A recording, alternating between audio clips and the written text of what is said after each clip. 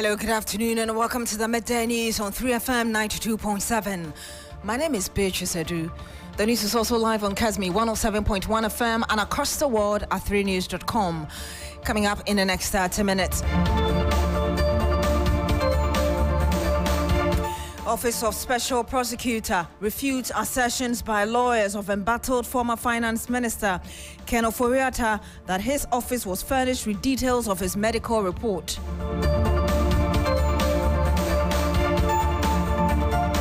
Also coming up this afternoon, 10 years on, have lessons been learned from one of Ghana's worst flood and fire disasters, which claimed over 150 lives? Details shortly. And much later, Ghana Infectious Disease Center urges members of general public to observe safety protocols as confirmed cases of the dreaded Mpox disease increases to 45.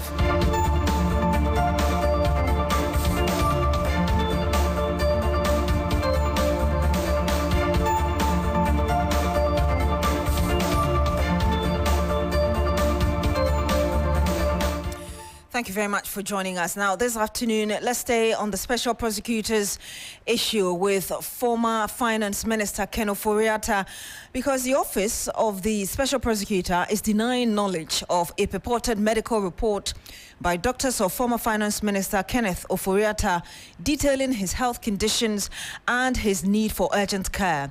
The letter, currently being shared across social media platforms, details the latest medical examination of the former Finance Minister and the need for him to undertake special examinations on June 13 in what some say is a response to the OSP's news conference yesterday. But in a quick release, the OSP says that the office has at no point in time cited the purported letter currently in circulation. Let me read that public notice from the Office of the Special Prosecutor to you. And it says the Office of the Special Prosecutor, OSP, has become aware of a publication on online media purporting to be a letter from a hospital containing alleged medical report on Mr. Kenneth Ofori-Atta. We wish to place on record that neither Mr. Ofori-Atta nor his lawyers have submitted any such letter to the OSP. The only correspondence received from his legal representatives is a letter notifying the OSP of a change in his medical condition and on their say no. It is notable that this alleged hospital letter has been circulated through the media rather than submitted to the law enforcement agency actively investigating him and responsible for decisions regarding his return to Ghana. To date, no certified medical records or official document from any hospital authority has been submitted to the OSP indicating that Mr. Kenneth Ofori-Atta is incapacitated or unable to travel to Ghana. So that's the notification coming from the Office of the Special Prosecutor. We also know that the OSP has launched a manhunt for Ken Ofori-Atta, who has once again been declared wanted by the office. Now, Special Prosecutor Kisia Jabing at a news conference yesterday announced the re-entry of Ken Ofori-Atta onto the list of wanted persons after he failed to attend an in-person invitation to answer questions in 5 concurrent criminal investigations. The former Finance Minister has instead requested to meet the OSP by virtual means. According to the OSP, Ken Ofori-Atta's absence on the grounds of ill health cannot only be proven, but also as an act of bad faith that would no longer be countenanced. OSP views Mr. Ofori-Atta's lawyer's letter dated 28 May 2025 as an expression of utter bad faith on the part of Mr. Ofori-Atta, and it confirms our long-held, well-considered opinion and conclusion that Mr. Ofori-Atta has no intention of voluntarily returning to the jurisdiction and to attend the OSP. Further, this office is unaware of his purported information to the court, whether orally or by filed processes, of the alleged change in his circumstances. It is more than 3 hours past the scheduled time of Mr. Ofori-Atta's attendance at the OSP, and Mr. Ofori-Atta failed to attend the OSP today. Mr. Ofori-Atta's conduct is totally unacceptable and a baleful spite at law enforcement and criminal investigations. It ends here. It ends today. We will no longer accommodate him. Consequently, the OSP redeclares that Mr. Ofori-Atta is a wanted person and a fugitive from justice. His name is hereby re-entered on the OSP's list of wanted persons. The OSP will take all necessary legal steps to secure Mr. Ofori-Atta's return to the jurisdiction and to answer to the criminal inquiries against him. Well, private legal practitioner Martin Pigbu agrees with the OSP that Ofori-Atta has shown bad faith in his engagement with the investigative agency. After February 18th, I think around 18th, that's when he was taken off. He was declared wanted on the 12th, right? Then I think it was around 18th he was taken off or something like that.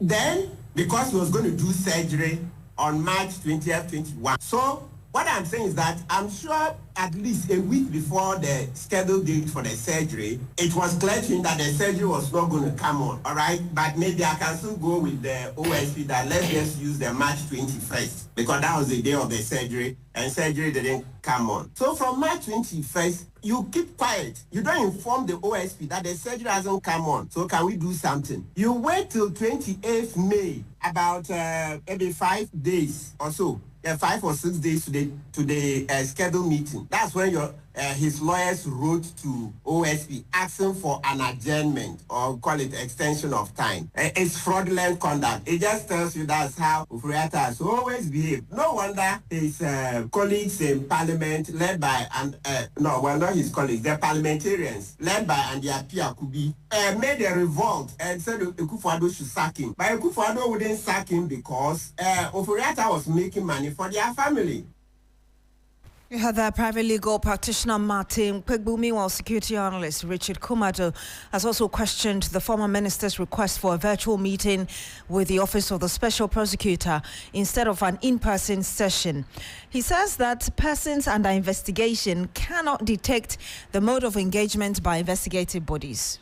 Still, it's back to what we asked of what you call discretion. It's an option we have, and we determine at what point do we engage the people physically and at what point do we make some other moves that might be some touchable areas within the domain of the investigations or beyond. And the way we are going about it and the way the commentary is being run and the way questions are being asked, as much as we try to explain it, that when you have come under crime notice, or you have come under crime investigation, or you have come under national security interest in investigations rebutting on issues or responsibility that has been handed to you. You do not have the right. You do not pick and choose the methodologies to be used. And you do not decide when to report and when not to report, particularly where we borrow this democracy from. That is the way it has been done all over the world. If we are changing it in our own peculiar circumstance, then let us say so. But we hypocritically creating a scenario where we are creating a hostile environment for investigative bodies and institutions with persecutory authorities. What the OSP has done and what Yoko will do or what the BNI has done, it is a standard procedure. They have the options and they decide which one to trigger at what point. What we in the public domain should be interested in, whether his right has been abused and whether we have infringed on his right, because in a democracy, rule of law is key. And investigative bodies know that whatever they do, the outcomes of it could be litigated in court or it could be fiercely scrutinized. And you had the security analyst Richard Kumado. Now, the Ghana Registered Nurses and Midwives Association has called on its members across public health facilities to remain resolute in the ongoing strike. The association on Monday began a phased rollout of a nationwide strike with the wearing of red armbands and hoisting of flags. The action will be escalated by June 9 by withdrawing outpatient as well as emergency services to back their demand for the implementation of negotiated conditions of service. However, some nurses and midwifery unions distance themselves from the strike. The group, in a statement, is accusing the Ministry of Health of intimidation and divisive tactics intended to break their front. But first, let's hear from the Public Relations Officer of the Ministry, Tony Goodman, explaining the Ministry of Health's position on the strike. Still, it's back to what we... On our part, our mandate is to provide quality healthcare to the people of this country. Nurses are not happy. They want to go on strike. What do? We have to go to the aid of the patients. For these reasons, what we have done is to lay down some directive for various managers to undertake. We know that out of the 5 groupings, we only have one nursing group going on this industrial action.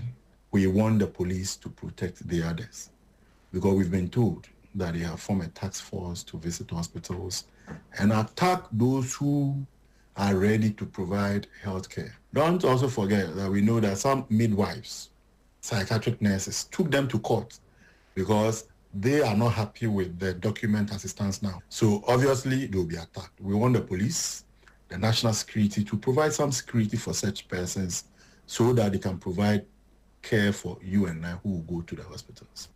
And you heard that Tony Goodman, he speaks for the Ministry of Health. We're joined by a video call now by David Tinkwan Chum. He's General Secretary of the Ghana Registered Nurses and Midwives Association. Good afternoon to you, sir. Thank you so much for joining us. Good afternoon, madam, and good afternoon to your viewers. You accuse the government of employing divisive tactics, as it were, to disrupt your strike. Why are you saying so? Absolutely. I mean, if you just listen to what Tony Goodman said, these are communist inferior tactics. And my dear sister, we have seen this since 1960. Okay? GRNMA is an apolitical organization. We are relevant today by virtue of the fact that we have remained apolitical. And the most important thing, the foremost objective of the association is to seek for the economic interests of nurses and midwives in Ghana. So we have seen this countless occasions since the days of Nkrumah to today. And we are very resolute. We think that these things, let me tell Tony Goodman. You see, sometimes when you play propaganda with the lives of Ghanaians, these are some of the things that you say. Mr. Tinkwan, exactly what? Yeah. He says 1 out of the 5 labor unions. He should talk about the numerical strength. We have 128,000 nurses and midwives in Ghana. GRNMA can boast of 96,000. So he's making it, you see, this propaganda, instead of averting their minds to the concerns that we have raised and coming out with solutions to resolve the matter. Look at what they are doing. They are playing to the gallery. So what I want to understand is exactly what did Tony say that you think it's inferior and, other words you use to describe what he said? I said that to intimidation, clearly, we are deploying the whatever security. Let me tell Tony Goodman that if you are looking for a cadre of professionals that are bold, that is the midwives. We are able to nurse patients to their death, and oftentimes we stay with them or the dead body on the ward till the following morning. I'm sorry, Mr. Chuma. You see what he said as threats? I see it as a tactic of intimidation, and I just want him to know that we are not going to be deterred by these words of intimidation. Have you? Okay, and I just reiterated that if you are looking for professionals, a cadre of professionals that are bold and are resolute, they are nurses and midwives. And I told you that sometimes, in an extreme cases when we have nursed patients to their peaceful death, we are able to stay with them on the ward in the night till the following morning. So he cannot scare us. That's what I want to say. Have you at any point engaged the government on your concerns? On several occasions. I remember they even issued a statement and they indicated that they've met at more than 5 consecutive times. How many times do they want us to meet to resolve just a simple matter? They want us to meet for 10 times. Listen to me, my dear. Are they asking us that we should meet them for 20 consecutive times before they can resolve the matter? It's a very simple thing. My dear, let me bring this to the attention of Ghanaians. We are not against the people of Ghana. We have negotiated our condition of service. It is not subject to renegotiations. All what we expect the employer to do is to approve the document and so that the implementation can start. Excellent. Right? You just admitted, I'm sorry, for the sake of time, I'm sorry, we don't have all the time. You're just admitting that your services are essential for the life of Ghanaians. Yes, you have negotiated your conditions of service and all of that, and you seem to give the impression that you're willing to help ensure that there is no crisis on the health front. What extra are you willing to do to ensure that we don't see the catastrophe that may, occur should you continue with your strike? That's all I'm asking, with the import of the question being what you had done in terms of engagement with the government. Now, we have engaged them adequately. We think that we have satisfied our part of the bargain. It is left to them to do the needful. And what they need to do is simply sign the document or approve the document for implementation. That's it. If they're able to do that, we move. We ended here. Thank you very much. David Tinkwang Chum is the General Secretary of the Ghana Registered Nurses and Midwives Association. Now, the Twin Fire and flood disaster 10 years ago left more than 150 people dead. Houses and properties running into billions of Ghana cedis were equally destroyed. The committee that was set up following the disaster recommended, among other things, complete dredging of the Odo River, ban on use of plastics as carrier bags, and provision of air ambulance and air firefighters. The victims continue to press on for compensations. Judith Brown chronicles the events in this explainer.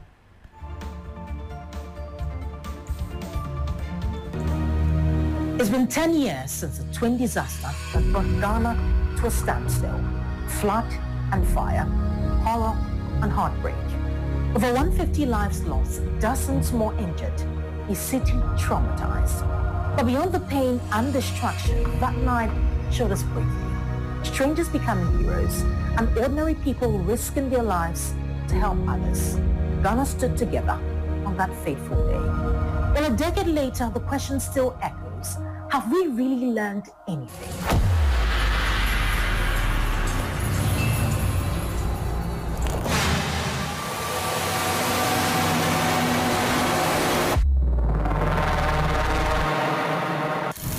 It happened on a Wednesday, June 3, 2015. It had rained heavily that day, more than usual for the season. By evening, parts of Accra were submerged under flood waters.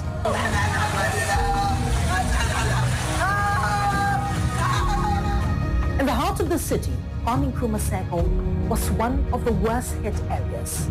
Dozens of people sought shelter at the Gore Filling Station, hoping to wait out the rain. But unknown to many, a full leak from an underground tank was mixing with the floodwaters. And then came a spark from an unknown source. The station exploded. Flames, panic, screams, and devastation followed. I was standing by the window there. The fire came from the left side. And another one made it. And then it drew the iron gates down there. The whole building was shaking. I thought it was collapsed. We heard the military crying, where are you people?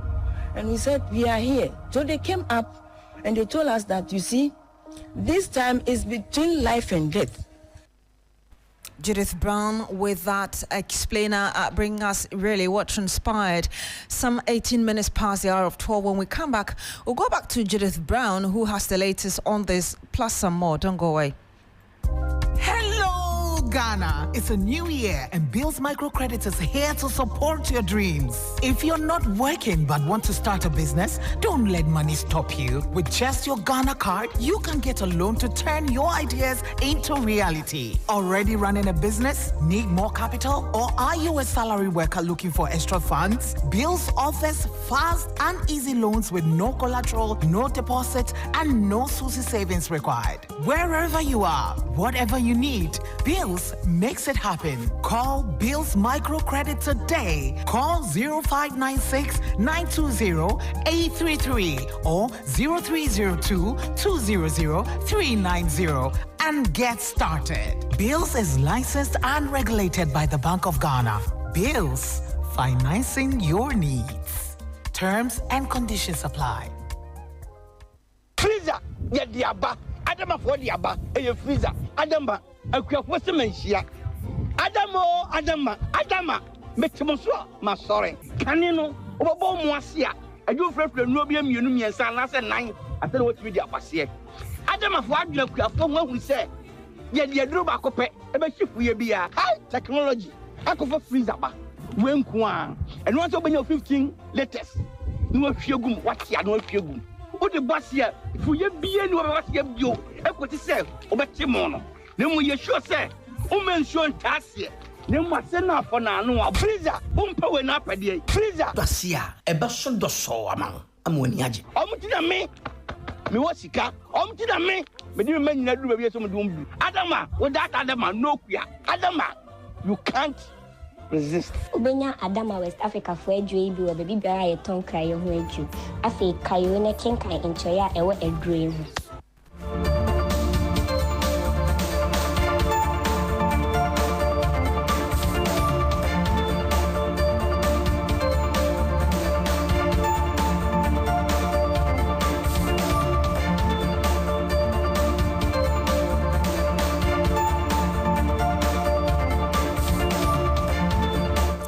You're still here on the Midday News on 3FM 92.7. Let's connect to Civil Engineer Abdullahi Mahama. Good afternoon to you, sir. Thank you so much for joining us. Welcome, my dear. We had you on agenda on Tuesday, really talking about floods and whether or not we had even learnt anything from the June 3 disaster. It's been 10 years since this. From an engineering standpoint, as it were, how would you assess the structural vulnerabilities we have even right now, perhaps starting with what contributed to what we saw? Well, I'll say a good afternoon to your authorities. I'm not too sure that a lot has changed. I believe that maybe the OMCs are rather the ones who are actually championing their localized stations and how to tighten their safety audits to be able to stay abreast or stay afloat with the regulations. But when it comes to institutions that I'm not too certain that a lot of things have been done because after the June 3rd disaster, there was another disaster that happened, I think, on the 8th of October 2017 at the atomic gas explosion. There was a communique from government cabinet meeting at the time, and there were a lot of 22 communiques that was supposed to be the directive to be followed. One of the critical ones was to, at least, not to construct a filling station within areas of like school proximities, and then the minimum distance between one filling station to the other should be 300 meter radius. But what are we seeing? There are bringing up like mushrooms at very close proximity to each other. It then means that it goes beyond the recalcitrant developers themselves.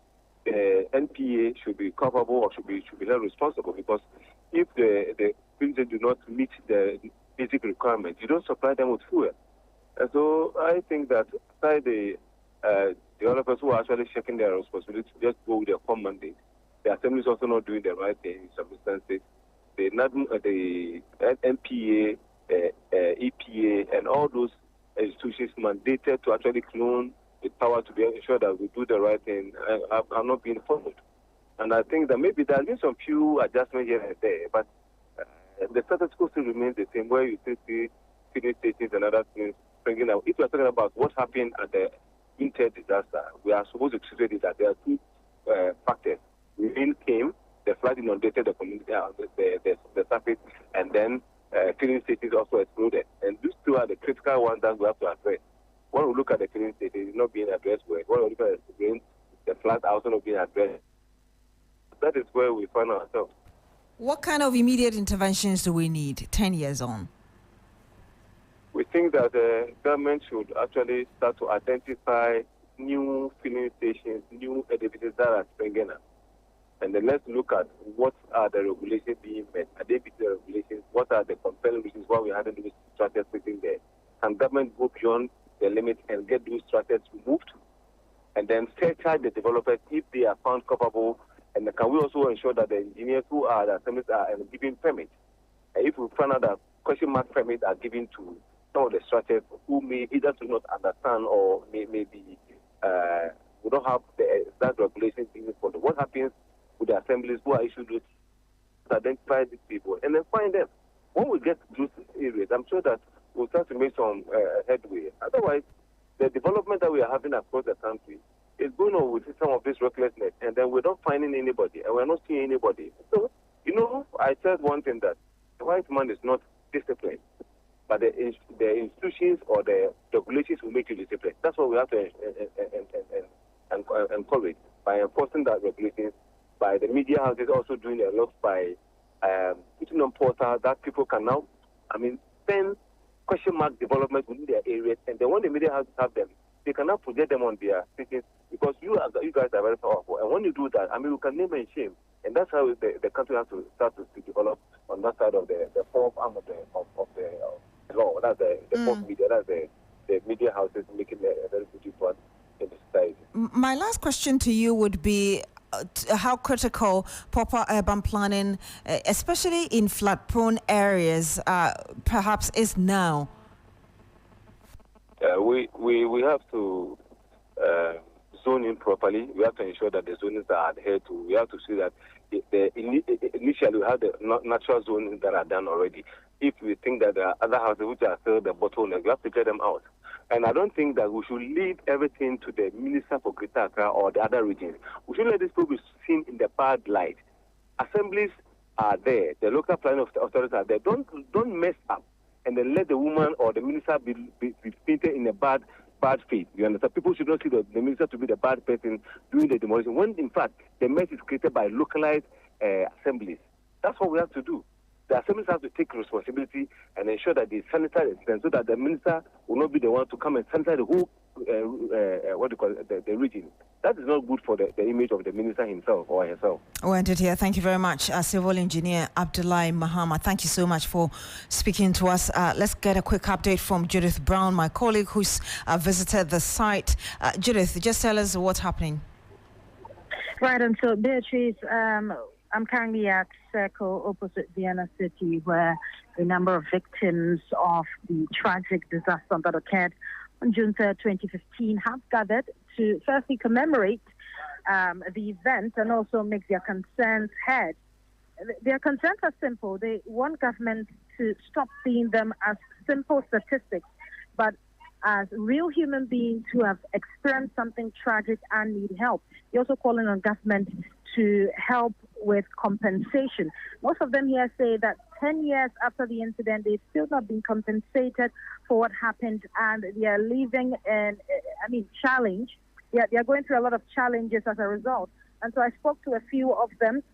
One of the women here lost her husband to the tragedy. She's a mother of 3. Her husband used to work around Circle and unfortunately died during the incident, the tragic fire, and she's had to cater for her children all by herself, 3 children by herself, and it's not been easy for her, so she's calling on government for help. She says that during the period in 2015, back then all government did was to help with the expenses of the funeral for her husband, but has not helped her with any other thing, and so she's having difficulties raising all 3 children, and she's calling on government for help and compensation. I also spoke to another man who was immediately or directly impacted by the fire.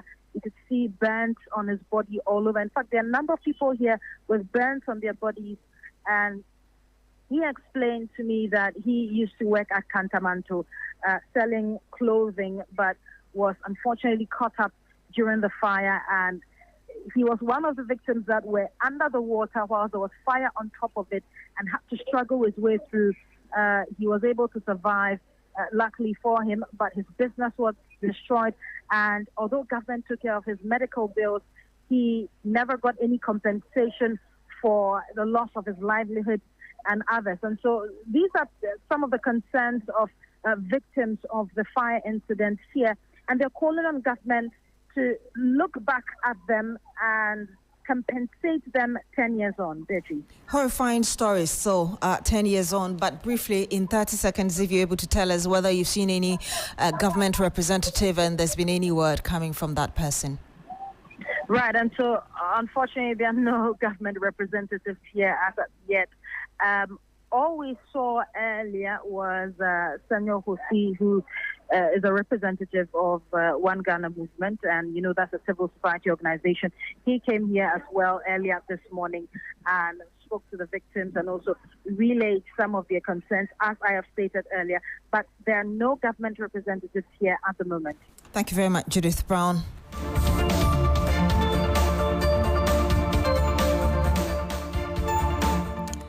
colleague there at that site where the incident happened on the 3rd of June 2015. There's more later in our subsequent bulletins. My name is Beatrice Adu. Thank you very much for joining us today. Log on to 3news.com for more news. Have a good afternoon.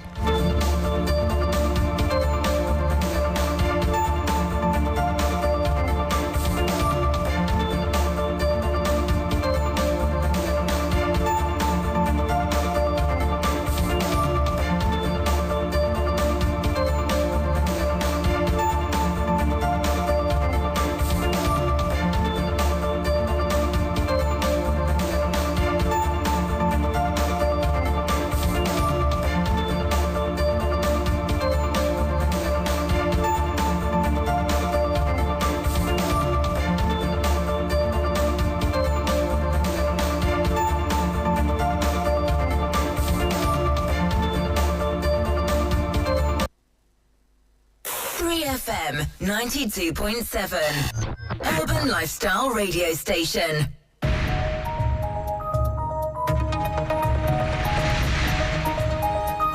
And hello there, good afternoon and welcome to Business Daily here on 3FM 92.7 with me, Michael Obodu.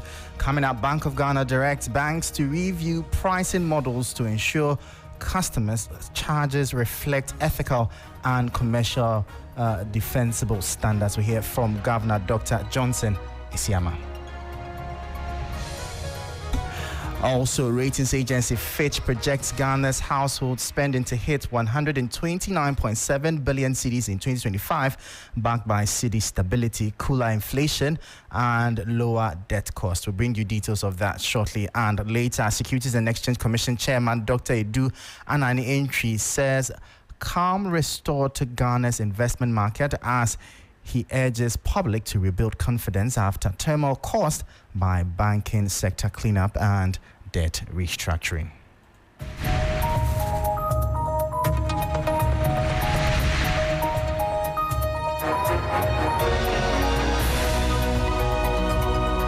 We have details of these and many other stories coming up shortly. Please don't go anywhere.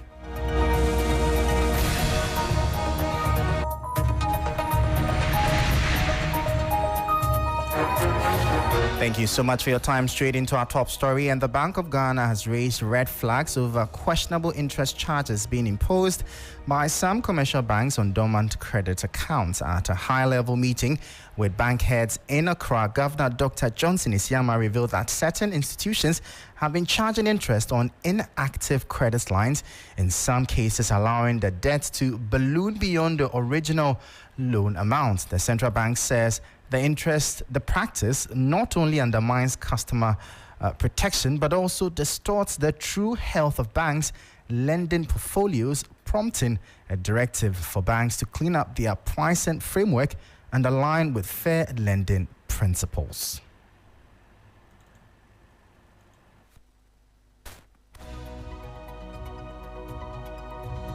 We have received reports that some banks continue to apply. We have received reports on credit accounts that remain inactive.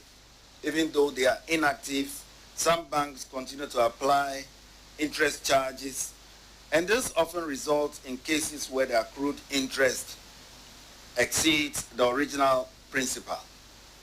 Now let me be clear, colleagues. Such practices are unacceptable and must end. They distort customer outcomes. They misrepresent the true profitability of lending portfolios, and they violate the principles of fair treatment and transparency. We expect all banks to review their pricing models and ensure that customer charges reflect ethical and commercially defensible standards. The third one is in the area of digital lending. Meanwhile, Dr. Johnson Isiama says the central bank will soon issue a directive to cap optional issuer fees on cross-currency card transactions at 2%. The move comes amid rising concerns over non-transparent pricing by card issuers with limited disclosure to consumers. Dr. Isiama says these trends are undermining public confidence in the financial system.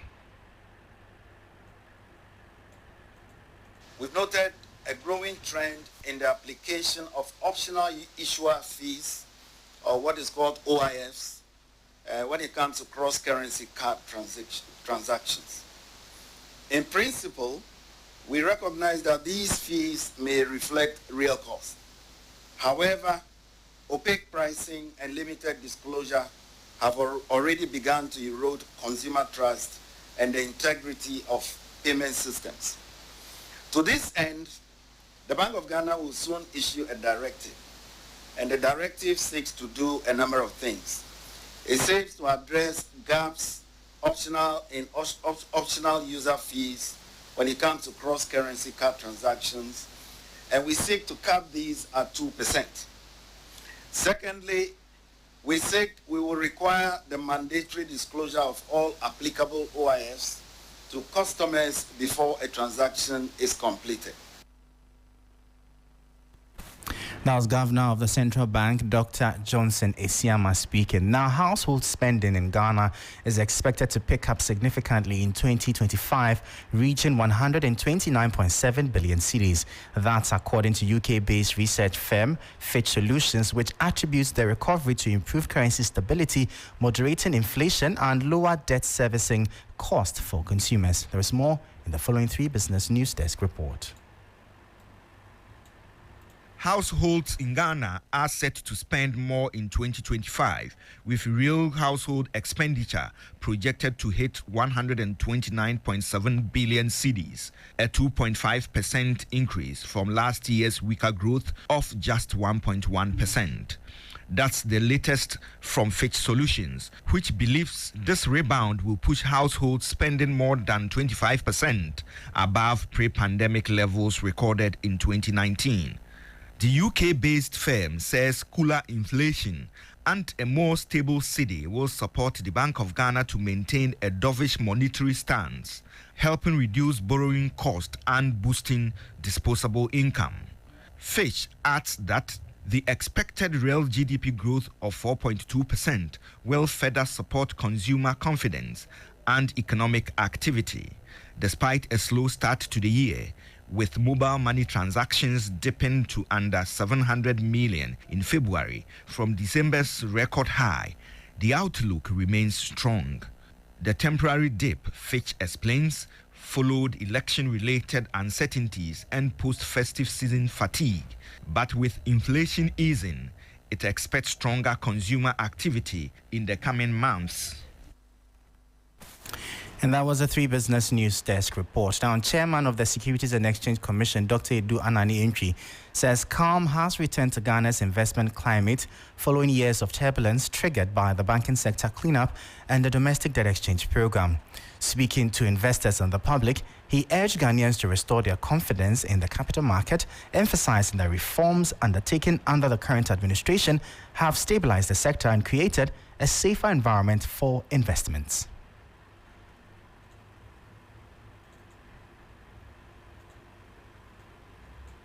Every investment has some risks, but some of them are very low.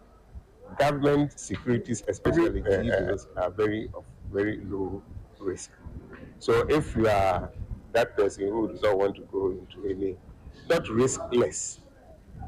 Every company, every investment will have some element of risk, but relatively, the government short-term treasury bill, the short-term debt instrument, which is the treasury bill, is the lowest of the risk. So if a young man, you put it in there, and as I indicated, maybe if you start and you put some 5,000 now into treasury bill and say, I'm not going to touch it, and you wait for the next, if you are 20, you wait until you come on retirement, you hit a million, you become a millionaire.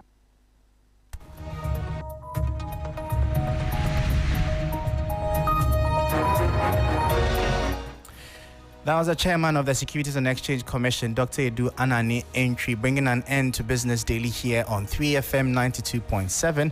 For more business stories, please visit our website. It's 3news.com/business. I am Michael Obodu. Thank you for listening. As always, please stay safe. Urban Blend continues. Stay tuned.